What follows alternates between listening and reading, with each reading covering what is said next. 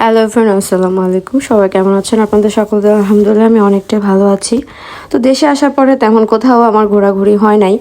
তো যেই দু একটা জায়গায় গিয়েছিলাম তার মধ্যে আমার দাদুর বাসা, ফুপির বাসা আর সুমাইয়ার বাড়িতে, আর গিয়েছিলাম আমার ছোট একটা ভাইয়ার বাসায়। তো আজকে ওর বাড়িতেই যাচ্ছিলাম। ঠিক আমি চলে আসার কিছুদিন আগেই আমি দু একটা জায়গায় ঘোরাঘুরি করতে যাই। তো ফরাদের বাসায় যাচ্ছিলাম, ওর বাসা যাওয়ার সময় আজকে হালকা কিছু মিষ্টি কেনাকাটা করলাম, নিয়ে এখন আমি রওনা দিব ওদের বাসার উদ্দেশ্যে। তো যেতে যেতে আপনাদের সাথে গল্প করি। আসলে আমি কেন কি কারণে বলতে পারি না, আসলে মানে আমার এডিটিং করা থাকে, বাট কাজে প্রেশারে যে কোনোভাবে ভয়েস এডিটিং মানে করাই হয় না। দেখা যাচ্ছে এডিটিং কমপ্লিট থাকলে ভয়েস দেওয়া হয় না, ভয়েস দেওয়ার কারণে পোস্ট করা হয় না, এভাবে আসলে আমার সময়টা নষ্ট হয়ে যায়। তো যাই হোক, পরিবারকে অনেক মিস করতেছি, অনেক দূরে চলে আসছি, আর সময়ের সাথে নিজেকে অনেকটা বদলে ফেলেছি, কেন যেন খুব কঠোর হয়ে গেছি। আসলে যে কঠোরটা, যে শক্তটা আমার অনেক বছর আগে হওয়া উচিত ছিল, সেটা আমি এখন হচ্ছি। কারণ নিজের আবেগ মানুষকে বোঝাতে বোঝাতে বোঝাতে আমি ক্লান্ত। দিন শেষে আমার আবেগটা বোঝার মতো কেউই নেই। কেন যেন সবাই অযথা আমাকে ভুলটাই বোঝে। আমি বলবো না যে মানুষ আমাকে নিজের মতো করে স্বার্থে ইউজ করে ফেলে দেয়, এমনটা না।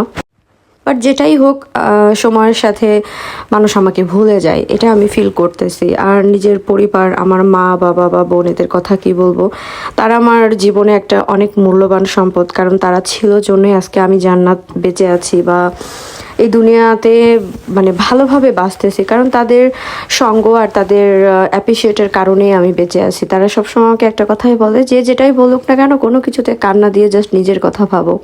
তো যাই হোক, ঠিক যে বাসাতে আজকে যাচ্ছি, আমার ছোট ভাইয়ের বাসা ফরহাদ, ওকে আমি অনেক স্নেহ করি, অনেক ভালোবাসি। আমি দেশে পাড়া দেওয়ার সঙ্গে সঙ্গে ও চলে আসছে ওর বড় ভাই সহকারে, ফিরোজ। আর ফিরোজ আর আমার ছোট বোন মিম একসাথে পড়াশোনা করেছে, ওদের কোনো বোন নাই। সেখান থেকে ওদের ফ্যামিলির সাথে আমার বন্ডিংটা অনেক বেশি ভালো। ওর বাবা মা আমাকে নিজের বড় মেয়ের স্থান দিয়েছে। আপনারা দোয়া রাখবেন সবাই, আমি যেন সেই ভালোবাসা সম্মানটা অবশ্যই ধরে রাখতে পারি। তাদের সে ভালোবাসাটা, আমি যত দূরেই থাকি না কেন, সবসময় আমার ছোটো ভাইরা আমার ফোন দিয়ে আমার খোঁজ খবর নাই, কথা বলে। আর এই ভালোবাসাগুলোই আসলে দুনিয়াতে সব কিছু। তো যাই হোক, চলে আসছি, অনেক রাত হয়ে গেছে। আন্টি হঠাৎ করেই আসলে আমাদের কথা শুনে আর কি করবে, ছোটো ভাই বাজার করে নিয়ে আসছে। আঙ্কেল আন্টির সাথে বসে গল্প করতেছে, আন্টি রান্নাবান্না করতেছে, আম্মু একটু হেল্প করলো। তো রাতে খাওয়া দাওয়া করে আমরা দ্রুত ঘুমিয়ে গেছি। ইভেন মানে সকাল হতে হতে আমি চলে আসছি, কারণ আমার হাতে হিউজ কাজ ছিল।